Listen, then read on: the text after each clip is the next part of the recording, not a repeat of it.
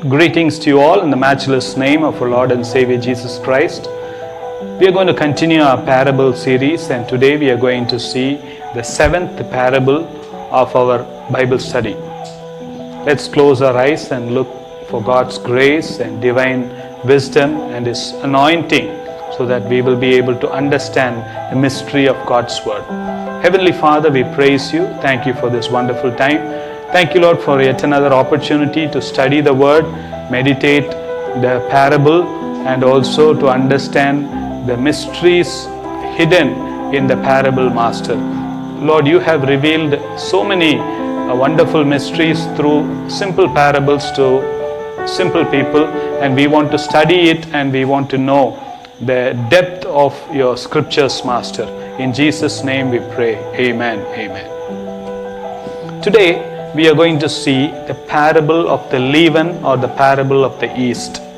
It is one of the shortest parables about the kingdom of God.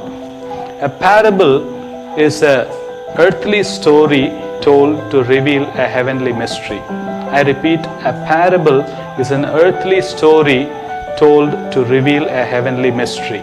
Jesus spoke in small parables in very simple manner, with very practical stories for people to understand.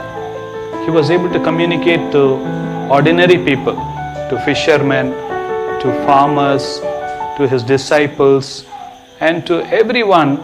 Jesus was able to help them to understand what is the kingdom of God. And today we are going to see the parable of the leaven or the parable of the yeast. It is written in Luke chapter 13, verse 20 and 21. And this parable comes after the parable of the mustard seed. Here I want to read from Luke chapter 13, verse 20 and 21. Again he asked, "What shall I compare the kingdom of God to?" Again he said, "What shall I compare the kingdom of God to?" Jesus is comparing the kingdom of God to a particular thing so that people can understand. It is like yeast that a woman took and mixed it about 60 pounds of flour until it worked all through the dough. Jesus is telling the kingdom of God is like yeast. A woman took about 60 pounds of flour and mixed a little bit of yeast, and slowly as she started mixing the yeast with the flour, it gradually became a dough. What do we mean, and what does that mean to us, and how do we understand this particular scripture? Jesus is telling that yeast is a very, very small item that is mixed with flour. 60 pounds of flour and little bit of yeast. But when yeast is mixed and if it is stirred for some time, it becomes a dough. The yeast takes control of the entire flour and it gradually penetrates into the flour and it makes the flour to become a dough. The kingdom of God starts in a very small manner and it grows to big kingdom of God. The kingdom of God was established by our Lord Jesus Christ 2000 years ago with just 12 disciples, and He asked them to go into the world, preach the gospel, baptize people in the name of the Father, Son and the Holy Spirit, and also to teach the Word of God. Now, after 2000 years, from humble beginnings, the kingdom of God has expanded to almost all countries in this world. Secondly, we see that dough is so small. That means the kingdom of God starts from nothing and it grows to become everything, or it becomes something in the society. Many times we see that when we start a ministry or when we go and do any kind of work for the kingdom of God, it looks very insignificant, it looks very small, and many times people ignore it, people discourage it. But when the gospel or the word of God or the kingdom of God has the power to penetrate into the hearts of the people, into the families, into the communities, and into the nations. Amen.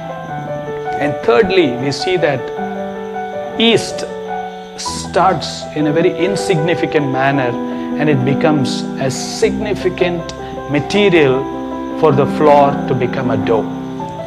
So we should never be discouraged when we work for the kingdom of God and when we build the kingdom of God, because the kingdom of God has its own power and it has the power to penetrate into any hardcore thing, and it can make a greater impact.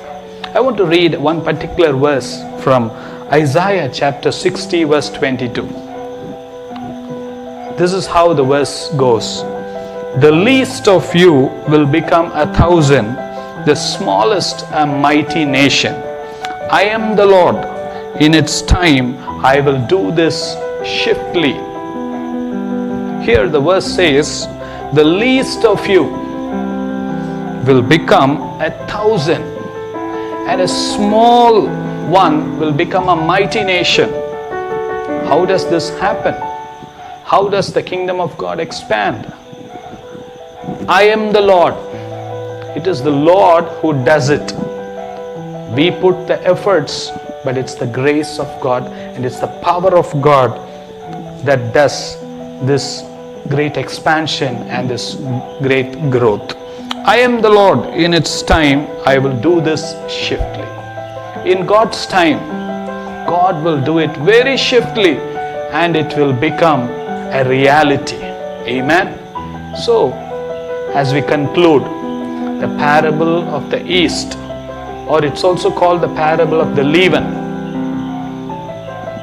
actually means that a small yeast can make such a big influence in the flour and it can make it into a dough.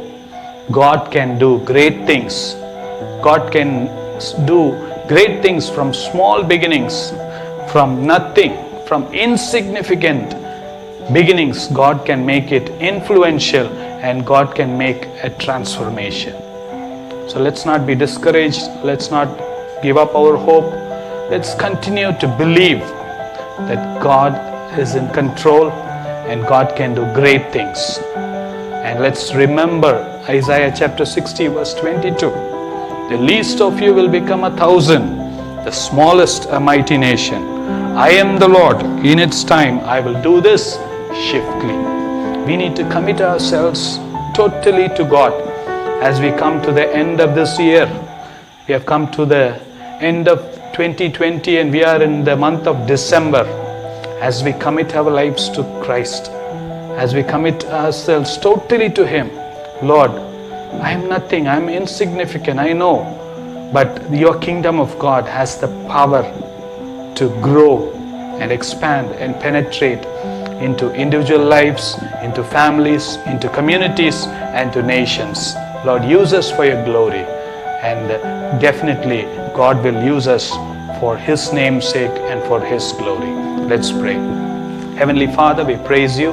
Thank you, Lord, for the wonderful word and wonderful parable that you spoke through the simple example of yeast. Yeast is such a small thing. It's very microscopic in nature. But as it is mixed with flour, it slowly influences the flour to become a dough. Lord, we know that the kingdom of God has its own influence, has its own power, and has its own greatness, O Master. We commit this time into your hands. Bless everyone, those who listen to this word. Help them to be encouraged that the kingdom of God is in us and it will grow, it will multiply, and it will bear fruit. In Jesus' name we pray. Amen. Amen. God bless you all. Have a nice time and see you next time. Thank you.